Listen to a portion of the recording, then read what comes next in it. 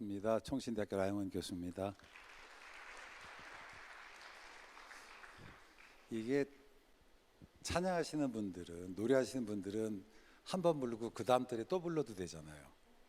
근데 강의하는 사람은 작년에 했다고 오래 못하는 그런 그 어려움들이 있습니다. 늘 새로운 것들을 준비해야 되는 그런 부담감들이 있습니다. 네, 반갑습니다. 이 시간에는 그 예술과 소명에 대해서 한번 같이 생각을 좀 해봤으면 좋겠는데요. 제가 해마다 연초가 되면 책을 한 권씩 읽는 그 루틴이 있어요. 제가 3년 전에 읽었다가 올 초에 한 번 더 읽었던 와일드라는 책이 있습니다. 제가 이 책을 좀 여러분들에게 좀 소개하고 싶어요. 쉐리 스트레이드라고 하는 분이 4,285km 퍼시픽 크레스트 트레일을 이제 도보로 횡단했던 것을 기록한 건데, 이게 2013년에 출판되면서 뉴욕 그 타임스의 베스트셀러가 되고 아마존의 올해의 책도 되고 전 세계 40여 개의 번역이 됐습니다. 이 책 얘기를 잠깐 소개하면, 쉐리 스트레이드가 이제 7살 때에 그 아버님이 굉장히 폭력적이셔서 어머님이 남편의 폭력을 견디지 못해서 이제 쉐리 스트레이드와 동생 둘이서 아이 셋을 데리고 도망을 가요.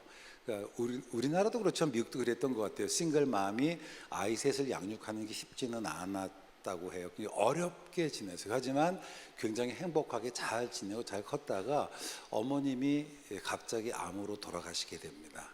그때 이 어렸을 때 어머니만 의지하고 살아왔던 그 쉐릴에게는 모든 것이 무너져 버리는 그런 그 어떤 그 큰 충격들을 받고, 그리고 이제 알코올 중독에 빠지고 이제 마약 중독에 빠졌어요. 그래서 삶이 완전히 피폐되었습니다. 19살 때 결혼했던 남편하고 이혼하기도 하고요. 그러던 어느 날 이제 모종샵 하나를 사기 위해서 이제 아웃도어 스토어에 갔다가 이제 그 계산하는 옆에 조그만 책이 하나 있는 거예요. 그게 이제 그 퍼시픽 크레스트 트레일을 안내하는 책자인데, 딱 보는 순간에 그걸 사야 되겠다는 생각이 들었대요. 그건 아마도 자기가 살아야 될 이유를 찾고 싶었던 그 간절함이 있었던 것 같습니다. 그래서 그 책을 사서 여행을 떠나는 그 내용이에요. 나침반 하나와 지도를 들고 이제 4,285km 그 여러 달 걸리는 길을 걸어갑니다. 길을 걸어가다 보면 그럴 때가 있지 않을까요? 내가 왜 이 길을 가는지, 또 어디로 가야 되는지 그 모르는 그런 막막함들. 우리가 다 하나님의 부르심을 받고 하나님 부르심에 응답해가는 과정에서 이 길을 걸어가다가 보면 어느 순간 방향을 잃을 때가 있더라고요. 내가 지금 뭐 하는 거지? 내가 왜 이 길을 가지? 나는 어디로 가지? 그런 갈등. 근데 그 책에서 굉장히 제 마음에 울리는 그런 그 한 문장을 봤어요. 그게 뭐냐면 You have to keep walking. 우리가 할 일은 뭐냐? 결국 걸어가는 거라고 하는 거죠. 그러니까 내가 길이 보이지 않고 어디로 가야 될지 모르지만 한 발 한 발 내딛다 보면, 그 책은 그렇습니다. 결국은 목적지에 도달하고 내가 왜 이 길을 왔는지 발견하게 된다라고 하는 것들. 오늘 이제 아티스트 게더링입니다. 그러니까 여러분들이 일찍부터 재능들을 발견하고 재능 안에서 내 소명을 따라 살아갔지만, 어느 순간 아마 이 중에 어떤 분들은 그런 길들에 대해서 고민이 있을 수가 있을 것 같아요. 그 빅터 프랭클이라는 분의 책이 있어요. 근데 이분이 이제 포로 수용소에 있는 내용을 썼는데, 거기서 저는 또 한 문장이 또 이게 와닿더라고요. 그게 바로 뭐냐면 찾아가는 과정이 아름답다라는 말이에요. 그러니까 예수 믿는 사람들이 갖는 컴플렉스가 하나 있어요. 그게 뭐냐면 나는 내가 가는 모든 길들을 명확히 알아야 된다는 그런 게 있잖아요. 근데 살아가시다 보면 명확히 잘 알아요, 몰라요? 몰라요. 그러다 보니까 늘 갈등하게 되고 아무것도 못하는. 이제 전 제가 살아보면서 저희 아버님께 많이 들었던 말이 늘 게으른 거였거든요. 그래서 제가 저희 아버님도 저에게 그랬어요. 게으른 자여 그대 이름은 라요한이다, 뭐 이렇게 말씀을 하셨는데, 제가 보니까 게으름이 아니라 두려움이더라고요. 두려우니까 아무런 시도를 하지 못하는, 어쩌면 우리들 안에 있는 두려움도 있지 않을까라는 생각이 들어서, 오늘 이 강의는 그런 분들에게 우리의 콜링에 대해서 한번 좀 나누고 싶어요. Arts and Faith. 과연 신앙과 예술은 어떤 상관이 있을까? 이게 참 그런 것 같아요. 그 예술하는 사람들에 대해서 교회에서 할 때 뭘 할 때 되게 좋게 평가하면서도 별로 내가 가는 길에서는 지지해주지 않지 않나요? 저는 조직신학 교수입니다. 저는 종말론을 전공했고요. 계속 신학을 가리키고 있는데 어쩌다 보니까 제가 그림에 좀 관심을 갖고 미술에 관한 책을 3권 썼어요. 작년에 출판된 책은 기독교 출판 문화 최우수상 받기도 하고, 잘난 척하는 겁니다. 이렇게 되기는 했는데 저희 동네 신학을 전공했던 교수님들은 제가 지금 60이 넘었는데도 계속 저를 의심해요. 그게 뭐냐면 너는 왜 그림에 관심 갖니? 그 말은 뭐냐면 제가 신학자고 제가 신학의 관점 속에서 예술을 봄에도 불구하고 저희 동네에 있는 신학자들은 저 사람 왜 저러지? 이상한 사람 많아, 이런 생각을 한다고 하는 거예요. 어쩌면 여기 예술을 하시는 분들 주변에 그런 사람 없나요?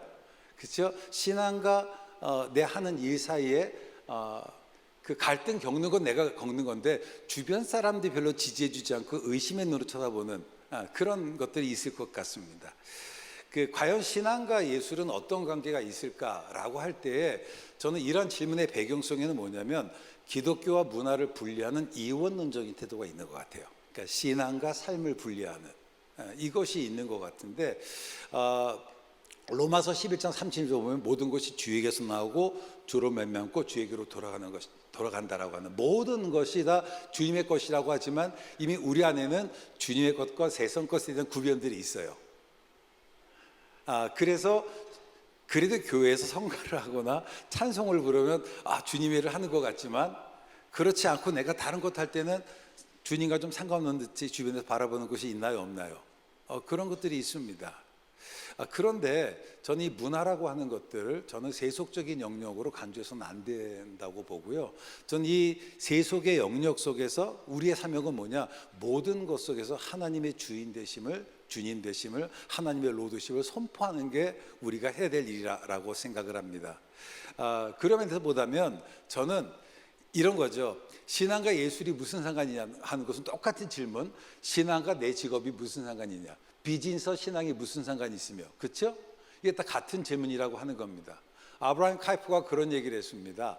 만물의 주권자이신 그리스도께 속한 인간의 전 영역에서 그리스도께서 이것은 내 것이라고 하지 않는 영역이 전혀 없다라고 하는 거예요. 모든 것은 다 주님의 것이라고 하는, 이게 영역 주권이라고 하는 건데, 아브라함 카이퍼는 이 영역 주권이라는 개념을 가지고 크리스천 아티스트들의 어떤 예술적 작업의 정당성을 설명을 해주고 있습니다. 그러니까 결국 크리스천 예술가들은 뭐냐? 우리의 예술적 작업을 통해서 하나님께 영광을 돌리고, 또 하나 중요한 것은 뭐냐면 이 부패한 세상이 보여줄 수 있는 더 높은 실제들을 보여주는 것이 좀 필요하다. 뒤쪽에도 제가 한 번 더 얘기하겠지만, 저는 여러분 부른 찬양 중에 제가 제 인생에 늘 컴플렉스 노래를 못하는 거거든요. 그래서 노래 부르지 못하면 나는 하나님을 예배하는 예배자입니다. 그 다음 가사가 뭐예요? 내가 서 있는 어디서나 하나님을 예배합니다. 저는 예술적 작업이 예배가 될 수 있다고 봐요. 그러니까 이것에 대한 여러분 분명한 인식들을 가지고 있어야만 합니다. 한스 로크마커는 그런 얘기를 했어요.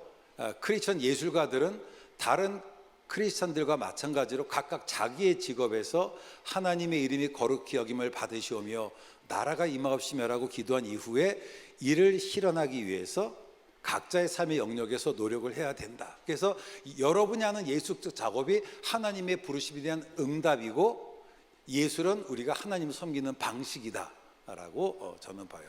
자, 그렇다면 던져지는 질문, 그러면 기독교 예술이라는 게 도대체 뭘까? 이게 사실 짧은 주제는 아니지만 기독교 예술이 뭘까? 그림을 예를 들면 종교적인 이미지, 기독교적인 이미지를 그리는 게 기독교 예술일까? 그런데 어떤 사람들은 기독교적인 이미지를 사용하고서 반기독교적인 작품 활동을 하는 사람도 있어요. 결국은 기독교적인 예술이라고 하는 것이 주제의 문제는 아닐 거라고. 그럼 기독교 예술이라는 게 뭘까? 그건 간단해요. 크리스찬이 하는 예술 행위가 기독교 예술인 거예요. 맞죠? 그러나 크리스찬이 하는 모든 예술 행위가 기독교 예술은 또 아니야. 거기에 한 가지 더 추가돼요. 그게 바로 그 안에는 성경적인 가치관이 담겨져 있어야 되는 거예요. 그래서 크리스찬들이 어떤 주제와 어떤 영역에서라도 내가 성경적인 가치관을 가지고 그것을 품어낸다면 그건 충분히 기독교 예술이 될 수 있다라고 생각해요. 저는 제가 기독교 미술인 협회라는 곳에 제가 이론분과 위원장을 합니다. 제가 10년째 미술 작업하신 분들하고 컨퍼런스다 글을 쓰는데 크리스찬 미술가들이 가장 갖는 고민이 제가 볼 때는 그 컴플렉스가 뭐냐면 뭔가 내가 종교적인 이미지를 그려야 된다는 그런 것들이 있어요. 그러다 보니까 오히려 세상과 어떤 그 단절을 가져오고 세상과 소통을 잃어버렸던, 그래서 끊임없이 하는 얘기가 뭐냐면 기독교적 이미지를 성교적 이미지를 그리는 것이 기독교 예술이 아니다. 오히려 일반적인 이미지를 사용하면서 충분히 우리가 기독교적 가치를 드러낼 수 있다. 이런 얘기들을 합니다. 저는 그것도 마찬가지라고 생각이 들어요. 재능에 대한 얘기를 한번 해봅시다. 그러니까 소명이라는 큰 틀에서 보면 크리스천 예술가의 소명이나 다른 예술가의 소명에 큰 차이가 있는 건 아니에요. 어제 인사하시면서 뭐 사업을 이렇게 이제 망했는데 어떻게 빚을 갚는 거를 이렇게 해주신다라고 하는데 저는 그것도 대단한 능력이라고 봐요. 그렇죠? 그 엄청난 능력이잖아요. 근데 결국은 그 장로님께서는 그것이 그분의 소명인 거잖아요. 그렇죠? 그의 재능과 그의 소명들. 그런데 한 가지는 재능이 소명의 출발점이기는 하지만 소명의 결정적인 요소는 아닙니다. 그래서 소명을 재능에 제한하지 않았으면 좋겠어요. 저는 작은 재능이지만 하나님의 그 부르심이 있다면 저는 소명을 감당할 수 있다라고 생각을 해요. 고흐 얘기 안 한다고 우리 이종현 선생님께서 말씀하셨는데 해야 될 것 같아요. 고흐 얘기를 하겠습니다. 우리가 고흐 되게 유명한 화가로 알고 있죠. 근데 그 혹시 저 앞에 제가 가려지긴 하는데 그림이 보이시나요? 저 앞에 보이는 그림인데요. 이쪽 뒤에 화면이 안 비친다. 뒤에 보는 얼굴 조그만 거 세 개가 고흐가 10살 때 그렸던 그림이에요. 그림 잘 그렸나요? 못 그렸나요? 잘 그렸나요? 저 그림이? 잘 못 그렸어요. 요 앞에 있는 것은 엄마가 그린 거고요. 뒤에 있는 거 고흐가 엄마가 그린 그림, 엄마가 그림에 대한 재능이 굉장히 많았어요. 그걸 보고 따라 그렸던 그림입니다. 이 작품이 고흐가 23살 때 그렸던 그림이에요. 잘 그렸나요? 아니면 그냥 그런가요? 그냥 그렇죠. 그렇게 잘 그린 것 같진 않아요. 이게 고흐가 화가가 되면서 그렸던 작품에 25살 때, 그러니까 27살 때. 잘 그렸나요? 못 그렸나요? 뭐 그냥 그래요. 그렇죠? 고흐는 원래 아트 딜러였습니다. 그러다가 어느 날 자기 안에 복음에 대한 열정이 생기고 목회자가 돼야 되겠다고 생각을 했어요. 그래서 목회자가 되려고 했지만 길이 번번이 막혀요. 번번이 막히는 어느 날 어느 목사님이 고흐가 우연히 들고 다니던 그 노트가 있었는데 고흐의 취미가 낙서였어요. 아마 저런 작품의 한 작품일 텐데 딱 보면서 뭐라고 그랬냐면 너 목사하려고 하지 말고 그림 잘 그리네. 너 화가가 돼. 그 한마디 때문에 고흐가 목사가 됐어요. 좀 어처구니 없죠. 그래서 화가가 됐어요. 이해해 주세요. 그래서 화가가 됐어요. 그래서 고흐가 이제 화가가 되면서 했던 한 말 한번 같이 읽어볼까요? 시작. 네, 원래 고흐는 목사가 돼서 복음을 전하고 싶었습니다. 화가는 그것이 자기의 뜻대로 이루어지지 않자 발견된 두 번째 콜링인데, 다시 한번 두 번째 콜링 받았을 때 고흐가 재능이 그렇게 많지는 않았어요. 그렇죠? 하지만 본인은 것을 하나님의 부르심으로 받아들이고 그때부터 열심히 하기 시작합니다. 이제 고흐의 편지를 보면 나는 종종 밤늦게까지 그림을 그려. 요즘 나는 무척 고된 작업을 하고 있어. 무엇인가를 하지 않고 지나가는 날은 단 하루도 없어. 계속 단련하여 숙달에 이르는 중이니 발전하지 않을 수 없겠지. 대생이나 습작 하나하나가 앞으로 나가는 한 걸음 한 걸음을 의미해. 삶의 여정이 어떻게 전개되는지 나는 거기서 무엇인가를 발견할 것이고 또 그것에 최선을 다하겠지. 그러려면 굉장한 노력이 필요하겠지. 선 하나라도 그리지 않는 날은 하루도 없었다라고 했던 것처럼, 그러니까 우리가 재능이 고흐로 고흐됐다고 생각하지만 저는 고흐의 인생 여정을 보면 재능이 아니라 하나님의 부르심에 대한 응답이 결국은 고흐를 고흐되게 했다고 하는 거예요. 여기 음악하신 분들 주로 많으시죠. 근데 음악이라는 게 이게 참 그렇지 않나요? 이게 톱 하나만 딱 두드러지는 그런 영역이 아닌가요? 가끔 그러다 보면 나는 뭐지? 나는 그런 갈등들이 있을 수 있어요. 근데 저는 고흐를 통해서 여러분들이 위로를 받았으면 좋겠어요. 적은 재능이라도 하나님이 나를 부르시고 부르심에 응답한다면 고흐가 위대한 화가가 되었던 것처럼 사람들이 울림을 주는 그런 화가가 될 수 있습니다.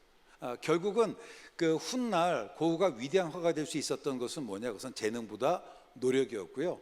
결국 화가가 되는 그것은, 그 노력은 하나님의 부르심에 대한 그의 응답이었다라고 하는 겁니다. 그래서 저는 재능이 소명의 출발점이 되긴 하지만 재능의 소명의 결정적인 요소는 아니다.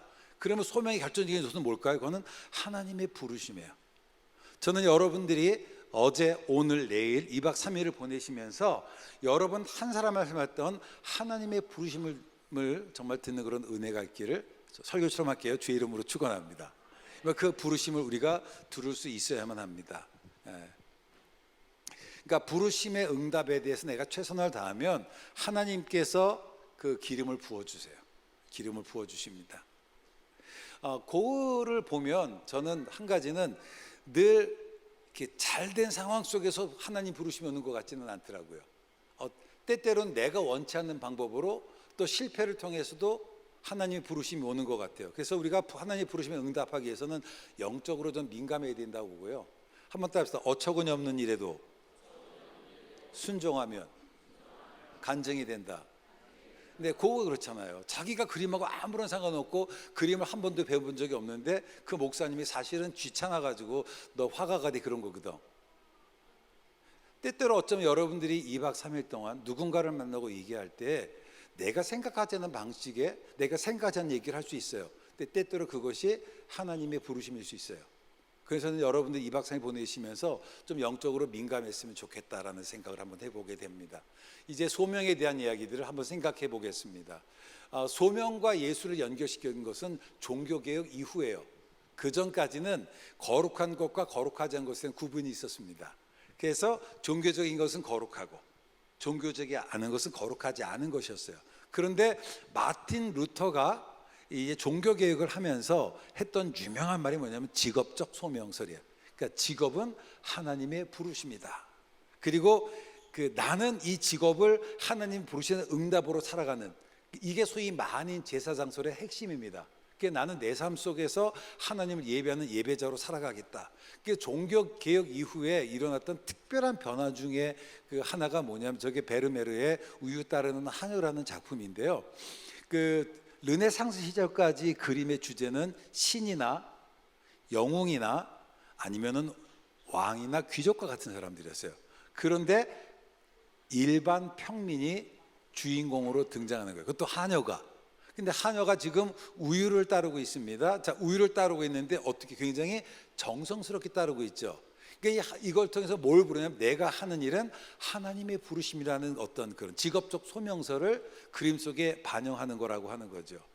그러니까 이 소명으로서의 예술이라고 하는 것은 뭐냐라고 하면 저는 기독교인의 개토 속에만 머무른 것이 아니라 세상 속에 들어가서 세상 사람들에게 하나님의 나라가 어떤 것인지 하나님의 가치가 어떤 것인지 부여한다라고 하는 겁니다.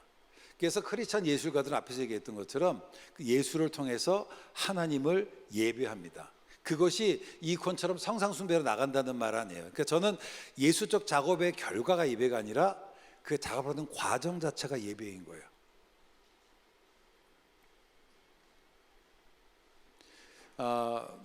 한 가지 종교개혁이 일어나고 나면서 유럽 사회에 큰 어떤 혼란이 일어났는데 그 안에 뭐냐면 성상 파괴 운동이 일어납니다. 그래서 이제 이미지라고, 과거에는 이미지가 우리와 하나님 사이에 매개자가 된다고 봤거든요. 그러니까 종교개혁자들은 오직 그리스도의 은혜만이 매개자가 될 수 있다 해서 하나님과 인간 사이에 그리스도 외에 매개가 되는 모든 것들을 없애버려요. 그래서 성상들 또는 이콘들 그런 것들을 다 제하여 버리게 됩니다. 자, 그러면 그 이전에는 사람들이 가난했어요. 그러니까 그 이전에는 구제는 누가 했어요? 귀족이 했습니다. 일반인들은 다 이 소작농들이었잖아요. 가난한 사람들이기 때문에 자기 먹고 살 것도 힘든 사람이 그림을 주문할 수 없고, 그림은 누가 주문할까요? 교회가 주문하겠죠. 그래서 대부분의 그림들은 교회를 요구하는 그런 종교적인 이미지를 그렸습니다. 그런데 문제는 종교개혁이 되면서 더 이상 교회가 종교적인 이미지를 주문하지 않게 되니까 이 화가들이 고민이 되잖아요. 나는 재능은 있는데 이 재능을 어떻게 활용해야 될까? 이때 저는 피터 산네담이라고 하는 사람이 하를렘의 성바보교회라는 교회, 이 바보가 그 바보는 아닌데요. 이 바보 교회를 그린 그림들을 보면 상당히 흥미로운데, 이때 종교개혁들을 했던 일들이 뭐냐면 이 성당을 파괴하지 않았습니다. 그리고 성당 안에는 종교적인 어떤 하나님과 인간 사이의 매개를 여는 그런 모든 것들은 없애버렸지만, 여러분 예배당의 기능이 뭐예요? 예배당이 뭐 하는 곳이에요? 예배 드리는 거죠. 그래서 예배를 방해하는 모든 것들은 다 없애버리고 예배하는 곳으로의 예배당의 기능을 강조했어요. 그래서 이게 소위 개신교 미학이 있습니다. 그게 뭐냐면 단순성과 명료성이에요. 이거 굉장히 중요해요. 요즘 교회 건축을 할 때 교회 건축 굉장히 아름답고 하려고 하는데, 이거는 개신교 미학하고는 떨어져요. 개신교 미학은 뭐냐? 이곳이 예배하는 곳이라면. 그래서 유럽에 가 보시면 이 개혁 프로테스탄트들이 지배하는 교회를 보시면 야누스 교회도 마찬가지고요. 이 예배당이 심플해요. 그리고 강단 하나만 올라가 있고, 심지어는 설교자도 밑에 앉아 있다가 설교로 올라가고 내려옵니다. 그러니까 이 위에 이 강단 의자가 있는 건 다 개톨릭 전통이에요. 그러니까 아주 심플합니다. 하나님만, 하나님의 말씀만 선포된, 이게 개신교 미학이거든요. 그 네덜란드 칼빈주의자들은 이 성당을 파괴하지 않았어요. Not to destroy but to fulfill. 그러니까 파괴 아니라 성취를 했어요. 그래서 이 건물의 목적인 하나님을 예배하는, 예배를 방해하는 모든 것들을 없애버리고 이제 하나님 말씀이 올바로 선포되는 것으로서 개신교 미학을 발전시켰습니다. 피터 브리겔의 어루미의 풍경이라는 작품입니다. 제가 질문을 할게요. 혹시 여기서 주인공이 누군지 한번 찾아봐 주시겠습니까? 누가 주인공이에요? 크게 얘기하시면 제가 귀가 잘 어두. 사람들, 맞아요. 누구죠? 박수 한번 쳐주십시오. 훌륭하십니다. 참 쳐주세요. 이게 뭐냐면 사람들이 주인공이에요. 이게 뭐냐면 소위 만인 제사장서를 반영한 거예요. 그 이전에는 주인공이 한 명이 있었잖아요. 이제는 누구나 주인공이에요. 그래서 피터 브리겔의 그림들을 보면 많은 사람들이 등장해요. 자, 이 말은 뭐냐면 이제 종교개혁 이후에 예수적 재능을 가진 사람들이 고민하기 시작하는 거예요. 나의 예수적 재능을 어떻게 표현할까라고 할 때 이제 소위 풍경화 또는 풍속화, 성경 그림을 하는데, 문제는 그리는 방식이 달라야 되잖아요. 그래서 그들의 그림 속에는 잘 모르지만 이런 그 성경적인 가치관들이 그대로 반영되기 시작합니다. 이런 것도 마찬가지고요.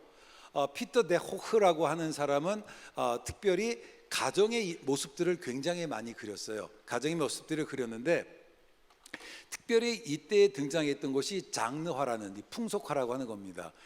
이 서양 미술사에서 이 풍속화, 풍경화가 주류로 등장한 것은 19세기예요. 근데 처음으로 이때에 17세기 네덜란드에서 풍속화와 풍경화라는 것이 등장하기 시작하는데, 이제 이들이 잠깐 미술사를 잠깐 2분 정도 설명하면, 이집트 미술을 보시면 이집트 미술은 주로 어디서 발견되나요? 피라미드 발견되죠. 이집트 미술은 남들에게 보여주기 위한 미술이 아니에요. 이거는 왕이 죽은 다음에 내세에 들어가기 위한, 그래서 이집트 미술은 영혼을 위한 미술이고, 그래서 이집트 미술을 보시면 얼굴은 옆면인데 눈은 정면이고 가슴은 정면, 팔들은 옆면으로 놨던 것이, 이 사람은 눈에 보이는 대로 그림을 그리는 게 아니에요.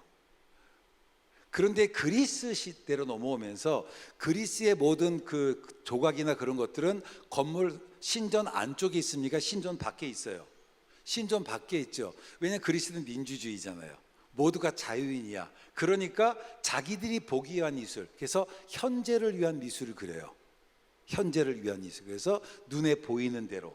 근데 as it is seen, 눈에 보이는 대로 그리긴 하지만 사실은 왜곡을 가져요. 그 당시 사람들은 건강한 육체에 건강한 정신이 깃든다고 생각을 했거든요.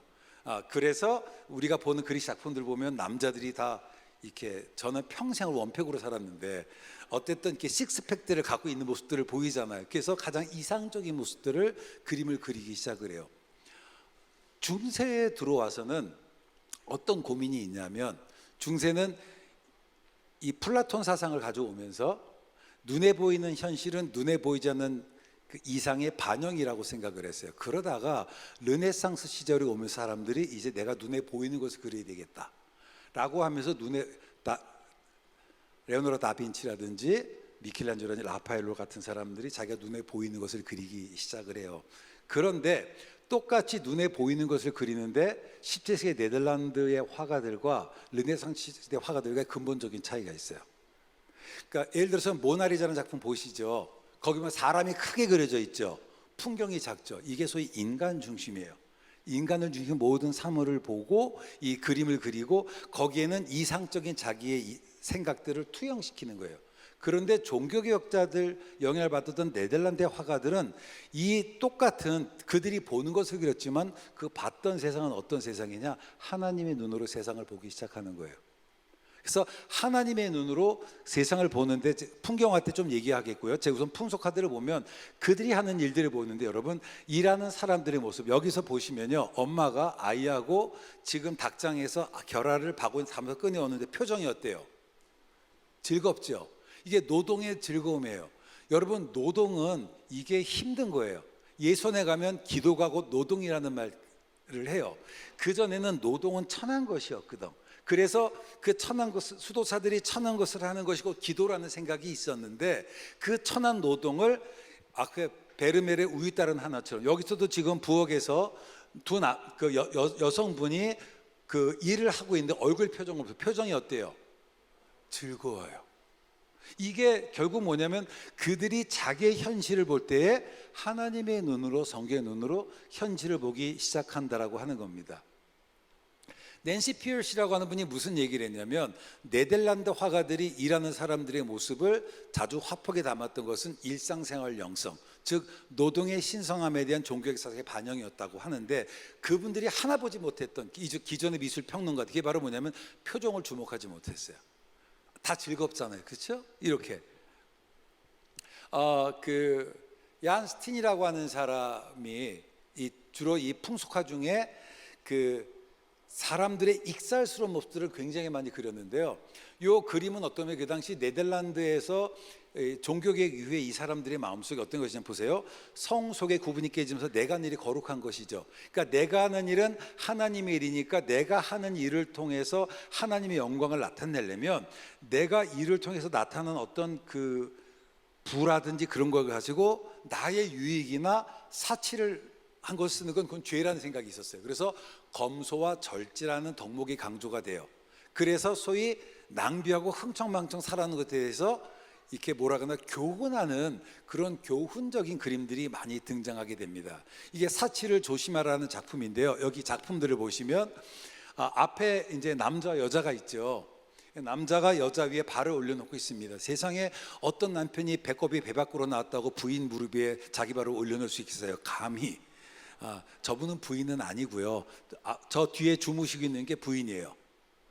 어떤 집이든지 하여튼 아내가 깨어있지 않으면 집안이 어려지는 것 같기는 해. 그 사이에 뒤에서 여정이 몰래 귀금속을 중요한 것을 이제 훔쳐가는데 연주하는 친구가 나 봤다 이렇게 하는 게 있고요. 자, 이 작품 속에서 이제 보시면 여기 보시면 수녀와 신부로 보이는 분이 이렇게 못마땅한 표정으로 쳐다보고 있죠. 그리고 수녀가 옆에 그 성경을 가지고 저 남자를 쳐다보는 그 사람 어깨에 뭐가 있나요? 오리가 한 마리 있어요. 오리가 어떻게 우나요? 꾀꾀 오리물 있어요. 저 사람은 퀘이커 교도예요. 그 퀘이커 교도가 너 그렇게 살면 안 돼 그러는데 he doesn't care. 별로 신경 쓰지 않아요. 그렇죠? 그렇게 모습이 있고요. 그리고 이제 이 그림 왼쪽 하단에 보면 저기 이게 석판에 글씨가 써 있는데 네덜란드 격언이에요. 풍족할 때 조심해라, 회초리를 조심해라 라는 그런 그 격언이 있고요. 그리고 반대편에 보시면 꼬마 아이가 지금 진주를 들고 있죠. 성경에 보면 너희 진주를 돼지 앞에 던지지 마라. 그래서 반대편에 저쪽 보시면 돼지가 있어요. 이런 것들이 있고, 그리고 저 오른쪽 위에 보시면 원숭이가 시계를 갖고 놀고 있잖아요. 이렇게 어리석음 속에 시간 가는 줄 모른다라는. 그래서 이 그림이 뭐예요? 하나의 교훈적인 내용들을 이렇게 그려지고 있습니다. 그 제이콥 반 루이스트라는 그 세굴의 나무라는 작품인데 저 작품이 되게 의미가 있어요. 보시면 저 작품에서 나무가 있는데 어떤 나무가 환하게 빛나요? 앞에 있는 나무죠. 근데 앞에 있는 나무는 이 부러진 나무잖아요. 이게 일종의 브로큰 뷰티예요. 우리 같으면 여러분 놀러가 사진 찍으면 부러진 나무를 빼고 남은 다른 나무로 사진을 찍겠죠. 근데 왜 저런 그림을 그렸냐면 자코파 루이스 같은 경우는 대개 저런 그림이 굉장히 많아요. 이 세상은 하나님의 은총이 필요한 것이고 바로 그런 곳에 하나님의 은총이 비춘다라는 그런 것을 상징을 하고 있어요. 이게 유대인 묘지라는 그림입니다.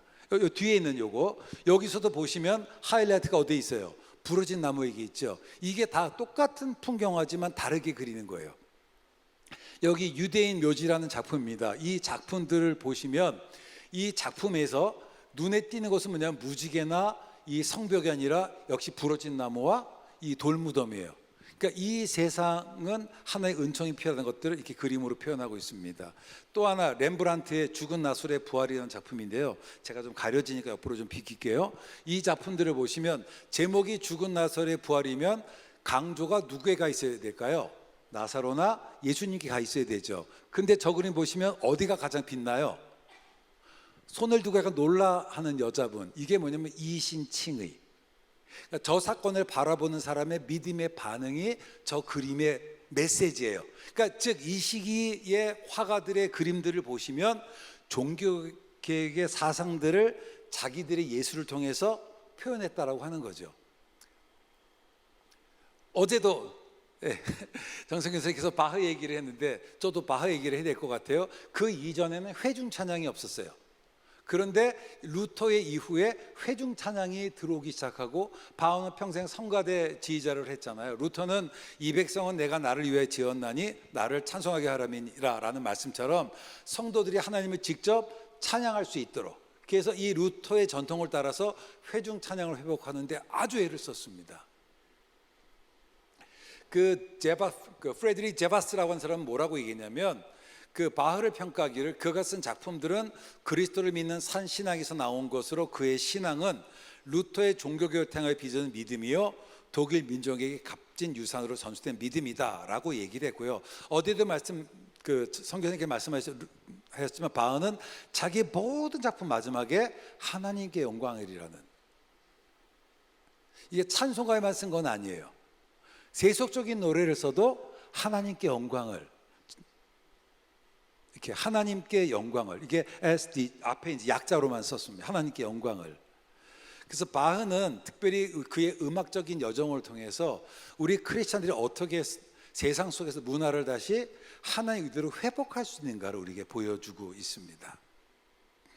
자, 이제 마무리 쪽으로 좀 넘어갈게요. 이제 그러면 크리스찬 예수가의 소명이 뭐냐면 저는 샬롬이라고 봐요. 샬롬이라고 하는 건 뭐냐? 이게 PPT가 수정하기 전 건데 우리가 이제 기독교 세계관을 이야기를 할 때 창조, 타락, 구속으로 이렇게 이해를 하잖아요. 근데 이게 조금 문제가 있어요. 창조, 타락, 구속인데 구속은 우리가 해요? 예수님이에요?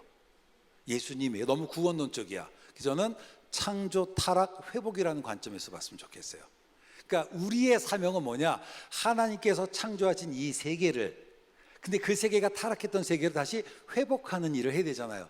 그것을 그래서 저는 어제 이제 창조 명령, 문화 명령을 했는데 저는 문화 명령을 창조론과 연결시키지 말고 종말론과 연결시켰으면 좋겠다. 제가 또 전공이 종말론이니까 저도 그래 또 먹고 살잖아요. 종말론과 연결시켜야 되겠다라고 생각하고 결국은 이 창조의 목적은 이게 샬롬이라고 하는 겁니다. 이 샬롬이라는 것이 우리의 평화, 평강보다 훨씬 더 큰 개념이에요. 그래서 코넬리우스 플란팅가가 뭐라고 했냐면 샬롬이라는 게 뭐냐, 이 세상에 있는 그 사물이 마땅히 있어야 될 그 상태가 샬롬이라고 하는 거예요.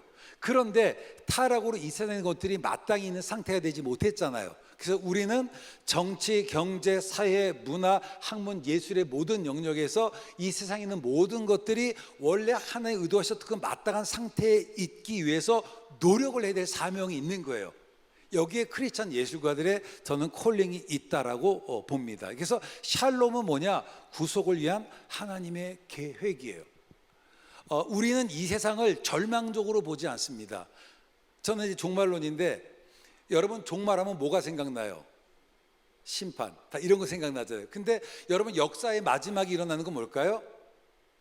하나님의 선하신 뜻의 완성입니다. 그렇죠? 그게 굉장히 중요한 거라고. 그래서 우리가 하는 일은 뭐예요? 우리를 통해서 하나님의 선하신 뜻이 이 세상 속에 이루어져야만 합니다. 저는 특별히 그 조지 루어라고 하는 카톨릭 화가인데, 예술과 종교가 완전히 서로 다른 길을 걸어갔던 시절에 루어는 종교적인 그림을 그렸어요. 그런데 루어의 종교화가 소위 크리스찬들만 감동받았던 것이 아니라 일반인들도 감동을 많이 받았단 말이에요. 저는 여기서 한 가지 저는 그 접촉점들을 찾을 수 있다라고 생각이 듭니다. 루어의 연작 시리즈 미제레레는 주제가 고통과 구원이에요. 이게 제가 PPT가 다른 PPT 꺼내주긴 했는데, 루어의 그 미제레레라고 하는 첫 번째 작품을 보시면, 첫 번째 작품이 아래는 예수님이 있고 뒤에는 고난받는 예수님을 쳐다보는 그 천사의 얼굴이 그려져 있어요. 그리고 중간에 뭐가 있냐면, 중간에 그 올리브 나무가 있습니다. 그러니까 올리브 나무가 여러 가지가 있지만 승리의 월계관이잖아요. 그러니까 평화를 상징하고, 그러니까 평화를 추구하지만 평화가 없는 이 세상. 그래서 그 첫 번째 제목이 주여 우리를 불쌍히 여기소서예요. 그리고 마지막 58번째 작품이 십자가 가시밀 녹아지신 예수님. 그래서 이 미제레레라고 하는 이 시리즈에서 루어가 보여주고 했던 것은 뭐냐면, 바로 예수님, 우리에게는 우리 대제사장은 우리의 연약함을 체류하지 않는 분이 아니라, 그렇죠? 우리의 연약함을 함께 느끼시는 분이라는 사실을 묘사하고 있습니다. 이게 그래서 루어의 그 미제레레 시를 보시면 고난받는 그리스도의 모습이 굉장히 많이 등장을 해요.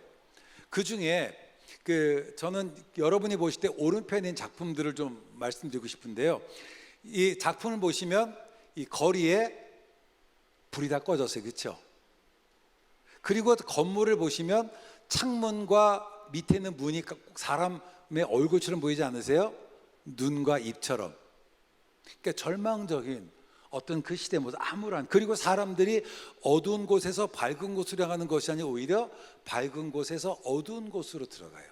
그러니까 내가 사망의 응청의 길을 들어가는 것 같은 그런 상황 속에서 그 옆에 사람들은 작게 그리고 옆에 예수님을 크게 그렸어요. 그렇죠? 그런데 가만히 보시면 예수님과 사람들을 보시면 발이 맨발이에요. 그 어두운 길을 내가 맨발로 내가 힘들게 걸어가는, 그런데 그 가시밭길을 He is with us, 주님께서 우리와 함께 하신다는 것들을 이게 표현하고 있습니다. 그 어릿광대 시리즈인데요. 어릿광대 시면 광대라는 게 하는 일이 뭐예요? 누군가를 웃기는 거잖아요. 그렇죠? 근데 여기서 보시면 이 광대가 상처받고 고통받아요. 근데 상처받고 고통받았던 광대가 자기도 힘든데 누구를 위로하고 치유하는 그런 그림들을 그렸고, 이것이 그 시대 사람들에게, 특별히 전쟁의 고통 속에 시들었던 사람들에게 힐링이 됐어요. 위로가 되었습니다.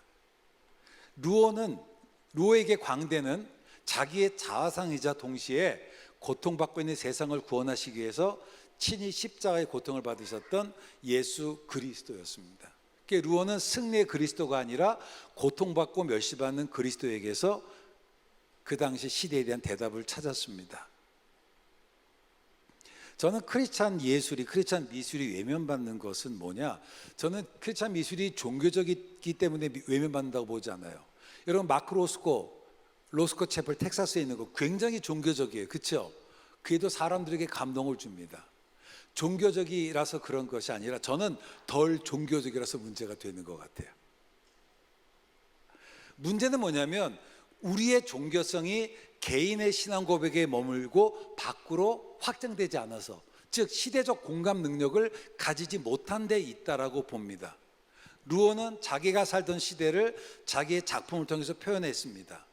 그리고 그의 작품을 보는 사람들은 루어의 작품을 통해서 함께함과 최후의 감정들을 느낄 수 있었고요. 저는 그런 면에서 이 공감 능력이라는 게 되게 중요한 것 같아요. 그래서 샬롬이라고 하는 것 정말 소명의 핵심이고요. 그런 면에서 저는 먼저 이 세상이 샬롬이 없는 세상의 모습들을 보여주고 그 안에 참 샬롬이 무엇인지 보여주면 참 좋겠다. 어쩔 수 없이 고거를 먹고 산 사람의 고흐 그림 하나를 소개해야 되겠네요. 고흐의 슬픔이라는 작품입니다. 시엔이라는 그 프로스티튜트의 그 모습을 그린 건데요. 고흐가 어느 날 길을 가다가 만삭된 여인이 먹고 살기 위해서 어쩔 수 없이 몸을 파는 장면을 봐요. 그래서 그분을 자기 집에 불러서 씻겨주고, 이제 사실은 만삭된 상태에서 섹슈얼 인터코스 가는 건 굉장히 본인과 태아에게도 안 좋잖아요. 그래서 내 모델이 되라 해놓고 그렸던 그 작품이에요. 근데 그 밑에 뭐라고 하냐면, 어찌하여 이 땅 위에 한 여인이 홀로 버려진 채 있는가. 미슐레라는 사람이 글을 써서 이제 그 모습을 그렸습니다. 그러니까 고는 고통받는 한 여인의 실존을 슬픔을 통해서 이렇게 보여주고 있습니다. 이거는 그 시엔의 딸, 7살 된 딸이 아이가 태어났어요. 아이가 태어났는데 태어난 아이를 이 바라보는 장면인데요. 고흐가 중간에 이제 그 시엔이라는 여인을 모델로 그리다가 나중에 그 시엔이라는 그 창녀와 결혼하려고 그래요. 그래서 아버지가 목사님이기 때문에 아버지하고도 절연하게 되고, 어떻게 목사의 아들이 창녀와 결혼하냐라고 해서 주변 사람들에게 굉장히 왕따를 당해요. 근데 고흐의 글을 읽어보면 고흐가 저 여인과 결혼했던 이유는 뭐냐면 병이 걸렸어요. 오래 못 살 것 같아요. 근데 문제는 이 태어난 아이는 그럼 고아가 되잖아요. 근데 자기가 이 아이를 양육할 법적인 권한이 없어. 그래서 결혼하는 거예요. 아이가 태어난 이후에 태어난 아이를 바라보는 누이의 모습을 그리면서 동생이 이런 표현을 했습니다. 나는 마치 저 아이가 예수님 같아. 누구의 아이인지도 모르잖아요. 그러니까 고흐는 그런 궁휼의 마음을 가졌던 사람이에요. 그리고 아이를 바라보는 누이가 무릎 꿇어서 마치 동방박사가 아기 예수에게 경배하는 것처럼. 저는 그 많은 화가들이 시엔을 그렸는데요. 특별히 우리나라 화가들 중에 시엔을 모델로 그렸던 주제로 그렸던 화가들이 되게 많아요. 조혜경이라는 작가의 그 시엔이라는 작품인데요. 웅크리고 있는 게 사람의 모습이에요. 앞에 웅크리고 있는 시인의 모습이 보여요. 요 선이. 그리고 반대편에 또 웅크리고 있는 모습이 보이죠. 그건 예수님이에요. 그래서 아파하는 시인을 함께 아파하시는 그 예수님 모습, 제가 저 작품 보면서 아주 눈물을 펑펑 쏟았어요. 이분은 그림의 주제가 터치예요. 그러니까 특별히 세월호 이후에 이분의 그림의 주제가 바뀌어서 터치 시리즈를 계속 그렸는데 최근에 이분이 그림의 어떤 주제를 찾았던 것 같아요. 그래서 상처받는 사람에게 위로가 되는 그림을 그리고 싶었고, 어쩌면 고흐처럼 그녀도 그림을 통해서 상처받는 세상을 위로하고자 했습니다. 이건 이영신이라는 작가가 그렸던 시엔이라는 시리즈 중에 하나인데요. 첫 번째 작품입니다. 보시면 사람들이 그룹으로 되게 즐거워하고 있잖아요. 그런데 한쪽에서 웅크리고 좀 짜증나는 표정으로 있는 왕따 당하는 시엔의 모습이에요. 그리고 이게 두 번째 작품인데 그 시엔이 누군가를 기다리는 모습, 누군가를. 그리고 이 세 번째 시엔이 뭐냐면 꿈꾸는 시엔입니다. 이 작가가 그런 얘기를 합니다. 꿈을 찾아 집을 나섰습니다. 꿈은 기다림입니다. 기다림은 내게 베풀어진 은혜입니다. 저는 이 작가가 그렸던 시엔에게서 꿈, 기다림, 그 은혜가 보여요. 그러니까 이 작가의 눈에 비쳤던 시엔은 버려진 여인이 아니라 어쩌면 구석 한쪽에서 누군가의 구원을 기다리는 그 여인. 그래서 저는 이 기다림이라는 게 뭘까? 저는 이 기다림이 베풀어진 은혜라고 생각이 들어요. 베풀어진 은혜다. 그래서 오랜 기다림 끝에 이 시엔 비로소 꿈을 꾸게 돼요. 내가 여호와를 기다리고 기다렸더니 그날을 기가 막힐 웅덩이 수렁에서 건지시고 내 발을 반석에 두사 내 걸음을 경고케 하셨도다. 크리스천 예술가들은요, 긍휼의 눈으로 세상을 바라봐야 돼요. 이 긍휼은 이 공감 능력을 포함합니다. 박수근 선생님 아시죠? 이 박수근 선생님이 고흐를 굉장히 존경을 했고요. 이 박수근 선생님도 또 다른 시인과 같은 주제로 그림을 그린 분이세요. 그분의 글을 보시면 버림받은 자의 친구가 되고 싶었습니다. 그리고 나보다 남들을 위해서 일할 수 있는 사람이 되고 싶었습니다. 크리스찬으로서 가난하고 버림받은 자들을 위해 무언가를 할 수 있다는 것은 보람된 일입니다. 그래서 이렇게 가난한 사람들의 모습을 주로 화폭에 담았습니다. 진리는 보편적이어야 됩니다. 종교적 진리와 세속적 진리가 다르지 않아요. 종교적인 진리가 세속적 진리예요. 하지만 세속적 진리가 종교적인 진리는 될 수 없어요. 왜냐하면 타락한 세상은 참을 가질 수 없어서. 여러분, 미술이잖아요, 그렇죠? 미가 아름다울 미죠. 근데 요즘은 미가 아니라 추가 미가 됐잖아요. 음악도 추가 불협화음이 화음이 돼 버렸잖아요. 이런 세상에 진선미, 참된 아름다움이 무엇인지, 선이 무엇인지 우리가 세상 속에 보여줄 수 있어야만 합니다. 문화는 그 타락의 결과 아니라 구원의 열매입니다. 타락한 문화가 원래 그 창조됐던 의도대로 되도록 노력을 기울여야 되는 거예요. 이게 샬롬이라고 하는 거고, 어거스틴이 시비타스 데이에서 얘기했지만 우리는 하나님의 도성을 바라보아야만 하지만 동시에 인간의 도성에 능동적으로 참여를 해야 돼요. 그래서 이 세상이 마치 바고 오베 같은 것처럼 솔리데오 글로리아, 하나님 영광 되도록 나아가야 될 사명이 있어요. 여러분들은 예수의 영역 속에서 정말 하나님의 하나님 되심을 선포해야만 해요. 조나단 에드워즈가 그런 얘기를 했습니다. 창조의 목적은 뭐냐? 하나님의 영광이다. 어제도 우리 또 선교사님 말씀하셨는데 사람이 제일 되는 목적이 뭐냐? 하나님을 영화롭게 하는 거죠.